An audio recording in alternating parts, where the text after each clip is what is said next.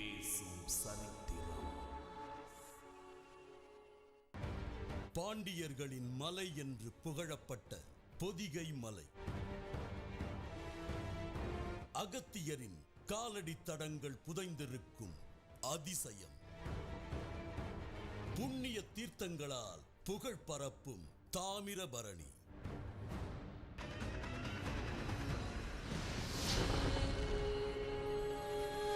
மண் பேசும் சரித்திரம்.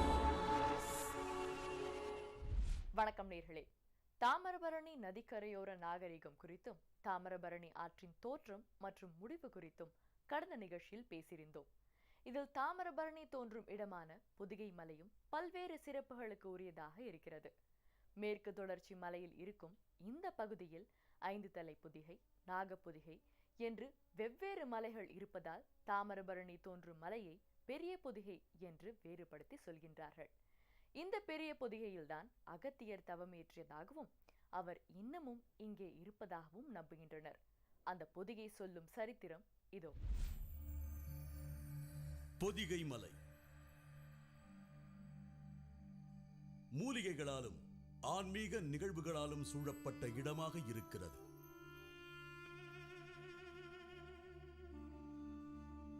பொதியம் என்ற அர்த்த சொல்லோடு பொதிந்து கிடக்கும் இரகசியமான இடம் என்கின்ற விளக்கம் பெறுகிறது பொதிகை.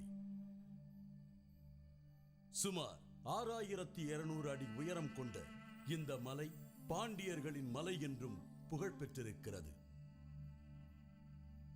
பாண்டிய அரசனுக்கு பொதிகை தலைவன் என்ற சிறப்பு பெயரும் வழங்கப்பட்டு வந்திருக்கிறது.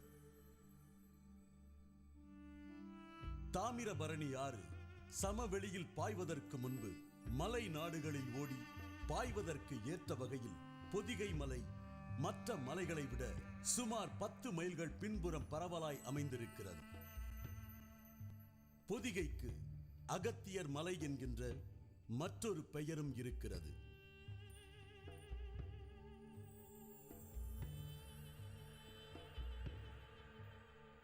அகத்தியர் என்கின்ற பெயரில் பலர் இருந்திருக்கிறார்கள் என்றாலும் இந்த மலைக்கு தமிழ் பரப்பவும் சிவபெருமானின் கட்டளைப்படியும் வந்ததாக சொல்லப்படும் அகத்திய முனிவரைத்தான் குறிக்கிறார்கள். மிக கடினமான பாதையை கொண்ட இந்த மலையின் உச்சியில் அகத்தியர் சிலை ஒன்றும் பிரதிஷ்டை செய்யப்பட்டிருக்கிறது. பொதிகை மலை தமிழக கேரள எல்லைப் பகுதியில் இருக்கிறது என்றாலும் மலை உச்சி கேரள அரசுக்கு சொந்தமான பகுதியாக விளங்குகிறது. இந்த சிலையையும் 1985ஆம் ஆண்டு கேரள அரசுதான் அமைத்திருக்கிறது. ஏற்கனவே 1970ஆம் ஆண்டு ஒரு சிலை நிறுவப்பட்டு சேதமடைந்துவிட்ட நிலையில் இரண்டாவதாக இந்த சிலை அமைக்கப்பட்டிருக்கிறது. 1970ஆம் ஆண்டு மே மாதம் 1ஆம் தேதி அகஸ்தியர் சிலையை விக்ரம் சிங்கத்து மக்களால் அகஸ்தியரை பிரதிஷ்டை பண்ணாங்க. அதுக்கு முன்னால் அங்கே அருவுருவமாக தான் கும்பிட்டுட்டு இருந்தோம்.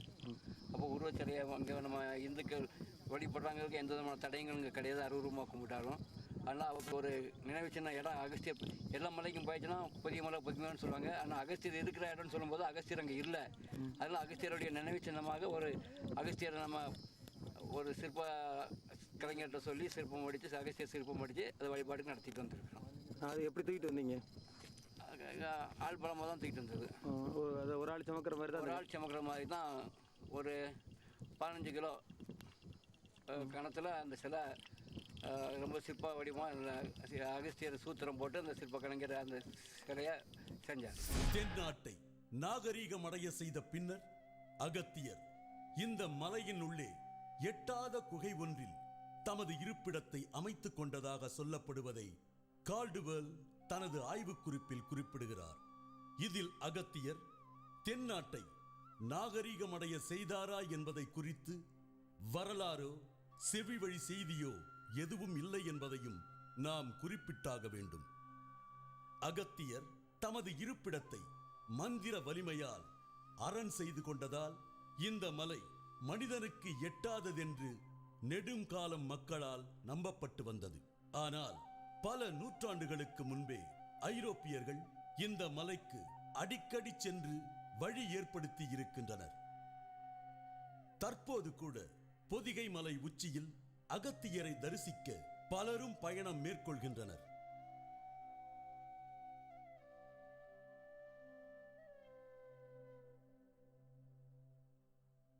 பொதிகை மலையின் ஆதி குடிகளான காணிக்காரர்கள் ஒரு குறிப்பிட்ட இடத்திற்கு மேல் பொதிகை மலையில் ஏறுவது அகத்தியரை அவமதிக்கும் செயல் என்று நம்புவதை நாம் ஏற்கனவே பதிவு செய்திருக்கிறோம்.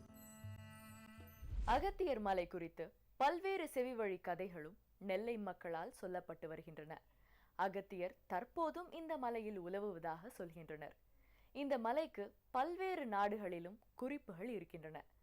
ஐரோப்பியர்கள் பல நூற்றாண்டுகளுக்கு முன்பே வந்து பழக்கப்பட்ட இந்த மலையை ஆங்கிலேயர்கள் அகஸ்தியர் என்றே அழைக்கின்றனர். இதேபோல கிரேக்கர்கள் பெட்டிகோ என்று அழைப்பதையும் ஏற்கனவே பதிவு செய்திருந்தோம். இந்த நிலையில்தான் கல்யாண தீர்த்தம் உள்ளிட்ட புண்ணிய தீர்த்தங்களும் 120 வயது வரை இங்கே வாழ்ந்த பெண் சித்தர் பற்றிய தகவல்களும் வியக்க வைக்கின்றன. அவை இடைவேளைக்கு பிறகு.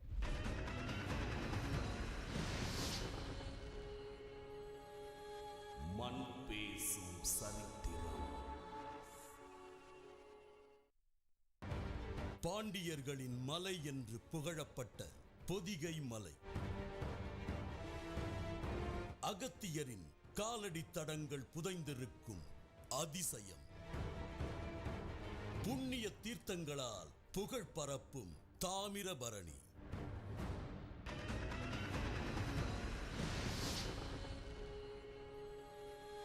மண் பேசும் சரித்திரம். அகத்தியர் மலைக்கு இந்துக்கள் மட்டுமல்லாமல் கிறிஸ்தவர்களும் வழிபாட்டு நோக்கத்திற்காக வருவதால் மதங்களை தாண்டிய சிறப்பு அகத்தியருக்கும் பொதிகைக்கும் இருக்கிறது. இதே போலதான் தாமிரபரணியையும் இப்பகுதி மக்கள் நேசிக்கின்றார்கள். இந்த நிலையில்தான் இந்துக்களின் நம்பிக்கையின் அடிப்படையில் அகத்தியருக்கு சிவபெருமான் கல்யாண கோலம் காட்டிய இடமாக ஒன்றை சொல்கின்றார்கள். பொதிகை மலையில் இருக்கும் அந்த புண்ணிய தீர்த்தம் கல்யாண தீர்த்தம் என்றே அழைக்கப்படுகிறது. கல்யாண தீர்த்தம்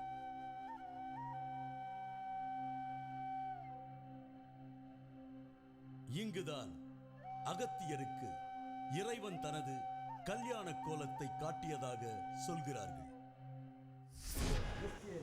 கல்யாண காட்சி சிவபெருமான் கல்யாண காட்சி கொடுத்த இடம். அதுதான் இது பேர் கல்யாணி. சிவபெருமானுக்கு கல்யாணம் நடக்குது. எல்லா தேவதைகளுக்கு எல்லாம் அழைப்பு நடத்தாரு. யாரு? சிவன் அழைப்பு கொடுத்துட்டு அகஸ்தியர் மாத்திரம் அழைக்கிறது. அப்போ வந்துட்டு அகஸ்தியர் சொல்லாமையே போயிட்டார், கேட்காமையே அகஸ்தியர் போயிட்டார். அப்போ சிவன் பண்ணுறாரு, அகஸ்தியா நீ இங்கே இருக்காண்டாம். அப்பா உன் கல்யாண காட்சி எனக்கு வேணுமே. அப்போ நீ வந்து அப்போ போன உடனே இந்த கைலங்கிரி தாண்டிக்கிட்டே போகும். அகஸ்தியர் போய் இறங்கினாலும் கைலங்கிரி இருந்து தாண்டிக்கிட்டே போகும். அகஸ்தியா நீ செம்மலைக்கு போ, அதாவது பொதிகை மலை செம்மலைக்கு போய் கல்யாணம் சேர்த்தவங்க இடம் அங்கே போய் நாம் ஒரு கல்யாணம் காட்டாக சொன்னார். அப்போ என் ஐஸ்வர்யம் வச்சுக்கார் இங்கே வச்சார். அப்போ இருக்க வாக்கு சொல்லப்படாது இல்லையா? அப்போ இருக்க வாக்கு இல்லாமலே போனார். இதோட போது இங்கே வந்து அகஸ்தியர் இங்கே வச்சார். அழகிய இந்த நீர்நிலை பகுதியில் நீராடக்கூடாது என்கின்ற நியதி இருக்கிறது.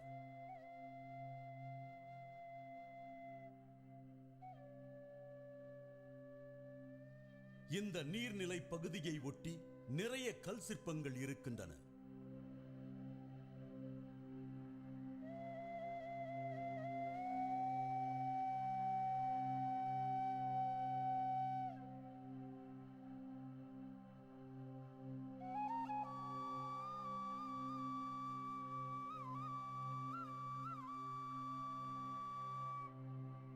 இவற்றின் மேல் பகுதியில் அகத்தியரின் சிலையும் இருக்கிறது.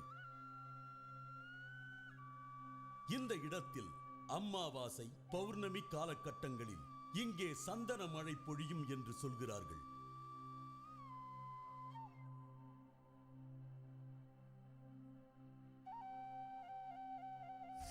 இந்த இடத்துல வந்து சந்தன மழை பெய்யும். பிரதோஷம், அமாவாசை, பௌர்ணமி இந்த நாட்களில் வந்து சந்தன மழை பெய்யும். இந்த சந்தன மழை பெய்யறது வந்து சித்தர்கள் வந்து சந்தன மலையினால் காட்சி கொடுக்குறாங்க அந்த இடத்துல வந்து. இதாங்க ஒரு ஐதீகம் இந்த இடத்த பற்றி. சித்தர்கள் நடமாட்டம் மிகுந்த பகுதியாகவும் இதை பார்க்கின்றனர். சித்தப்பிரவிகள் வந்து ஆன்மீக அறிவுக்கு மட்டும்தான். மனித கண்களுக்கு புலப்பட முடியாது, மனிதனால் தொட முடியாது. ஆனால் பேசும் சக்தி வந்து உணர முடியும். இது சித்தாந்தமாக தெரியும். பேசுவாங்க, நீங்கள் கேட்டீங்களா? நம்ம சித்தாந்தம் அது பேசி கேட்டோம். அதை எப்போ கேட்டீங்க, எப்படி கேட்டீங்க சொல்லுங்கள். ஒரு 15-16 வருஷம், 17 வருஷம் இருக்கும். 17 வருஷத்துக்கு முன்னாடி காட்டில் போய் தனியாக காடு சுற்றி பார்க்க போயிட்டு வரேன். இப்போ சுற்றி பார்க்கணும் மனிதனே கிடையாது, நான் மட்டும்தான் ராத்திரி தங்கியிருக்கேன். இப்போ அங்கே வந்து அந்த சித்த பிரம்ம அந்த ஜீவகாந்த அந்த அணுக்குறிகள் வந்து பேசலாம். அது வந்து மனித மாதிரியே மனிதன் தேடி பார்த்தா எங்கே இருக்கான்னு தேடி பார்த்தா அது என்ன சொல்லுதுன்னா, ஒரு மரத்தினுடைய இலைத்துளியை பார் அப்படின்னா இலைத்துளியில் பார்த்தா அதை வந்து அந்த இடத்துல அப்படியே பேசிட்டு இந்த மாதிரி ஒரு இதில் தான் அது பேசுறது தவிர மற்ற எங்கேயும் பார்க்க முடியும். இது என்ன பேசுச்சுன்னு அது மனித குரல்லே பேசுதுங்க. சித்தாந்தம் வந்து மனித குரல்லே பேசுது. இப்போ நீங்கள் வந்து கேமரா ட்ரிக் பண்ணணும்னா, இப்போ ஏர்லைன்ஸ் கேமரா நம்மகிட்ட இருந்ததுன்னா அப்போ அட்வான்ஸ் மைக்கில் நம்ம பதிவு பார்த்தீங்களா, இந்த மாதிரி ஒரு சிம்டமாஸ் கேமரா இருந்தால் அதனால் நிரூபிக்கணும். கல்யாண தீர்த்தத்தை ஒட்டி இருக்கும் அடர்ந்த செடிகள் நிரம்பிய ஒரு பாறை குகைக்குள் 2 பாத சுவடுகள் இருக்கின்றன.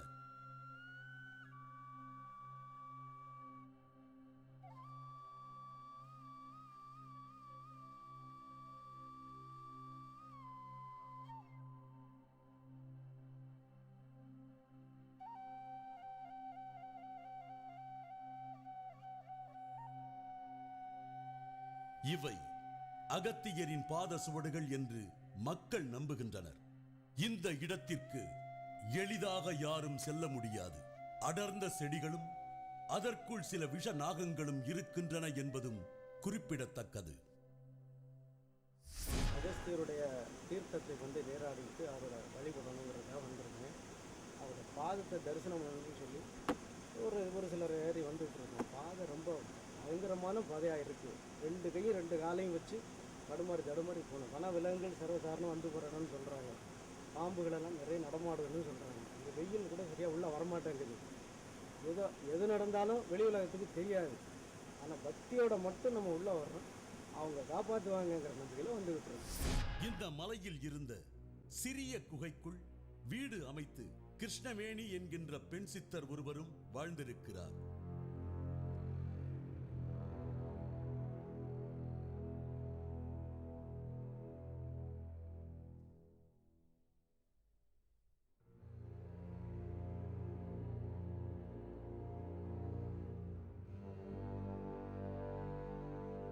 இவருக்கு 120 வயது என்றும் கூறினார்கள். சமீபத்தில் இவர் உயிரிழந்த சம்பவமும் பொதிகை மலையிலேயே நிகழ்ந்திருக்கிறது.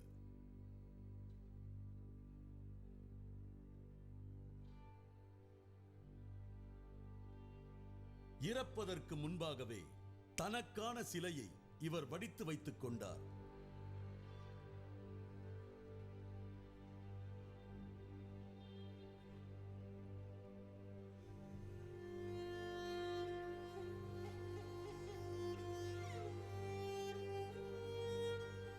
இந்த இடத்திலிருந்து படிக்கட்டுகள் வழியாக கீழே சென்றால் பாபநாசம் தீர்த்தம் இருக்கிறது.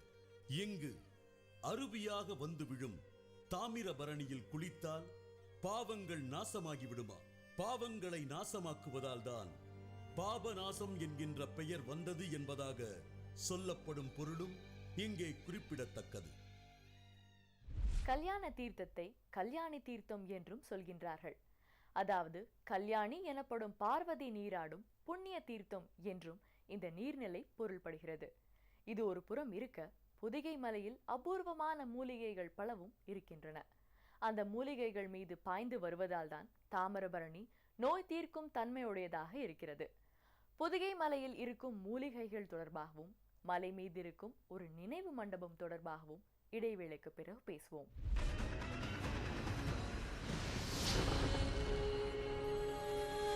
மண் பேசும் சரித்திரம். பாண்டியர்களின் மலை என்று புகழப்பட்ட பொதிகை மலை அகத்தியரின் காலடி தடங்கள் புதைந்திருக்கும் அதிசயம்.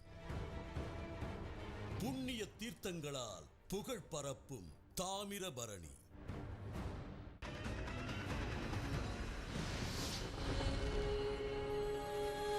மண் பேசும் சரித்திரம். பொதிகை மலையில் அபூர்வமான நாகங்கள் பலவும் இருக்கின்றன. இவற்றில் ராஜநாகங்களும் அடக்கம். இதேபோல் புலிகள், யானைகள் உள்ளிட்ட விலங்குகளும் பொதிகை மலையில் இருக்கின்றன. முண்டந்துறை வன விலங்குகள் காப்பகமும் இங்கேதான் இருக்கிறது. இந்த நிலையில்தான் பொதிகை மலையில் இருக்கும் மூலிகைகள் தொடர்பாகவும் பல ஆச்சரிய தகவல்கள் இருக்கின்றன. பொதிகை மலையில் ஏராளமான அபூர்வமான மூலிகைகள் இருக்கின்றன. இங்கிருக்கும் ஒரு சிலருக்கு மட்டுமே முக்கியமான மூலிகை செடிகள் தெரிந்திருக்கின்றன. நிறைய மூலிகைகள் இருக்குங்க. நிறைய மூலிகைகள் ஒவ்வொரு சித்த வைத்தியர்கள் தெரியாம தான் எடுத்துட்டு போறாங்க. பாதத்தை கேட்டால் கூட கொடுக்க மாட்டாங்க. அதை சேர்ந்தாப்புல தெரியாத அங்கே உள்ள உள்ளூர் ஆட்களை வச்சு கொஞ்சம் கொஞ்சமாக தெரியாமல் தான் கிடைச்சிது. இந்த மூலிகை இந்த கொடி, இந்த இலை எதை பொடிக்கி தண்ணியில் போட்டு கசைக்காச்சுன்னா உடனே தண்ணி கட்டியாகிடும். அது கூட சீனியோ எதை போட்டு மண்டபம்லாம் சீனி எதுவும் போட்டுன்னா சாப்பிடலாம், உடனே சாப்பிடலாம். இந்த மாதிரி நிறைய சில வைத்திய மூலிகைகள் உடனே பேசும் மூலிகைகள் நிறைய மூலிகைகள் மலையில். உடல் உறுப்புகள் துண்டாகி போனால் கூட அவற்றை ஒட்ட வைக்கும் மூலிகைகள் இருக்கின்றனவா? அகத்தியர் இந்த மலையில் உள்ள மூலிகைகளை வைத்து மனித உடலுக்கு அறுவை சிகிச்சையை செய்தார் என்றும் கூறுகின்றனர். இன்னமும் இந்த மலைக்காடுகளில் சித்தர்கள் வசிக்கிறார்கள் என்பதும் நம்பிக்கை. இந்த நிலையில்தான் பொதிகை மலையில் கல்யாண தீர்த்தத்திற்கு நேர் மேலாக ஒரு நினைவு மண்டபம் அமைக்கப்பட்டிருப்பதை காண முடிந்தது.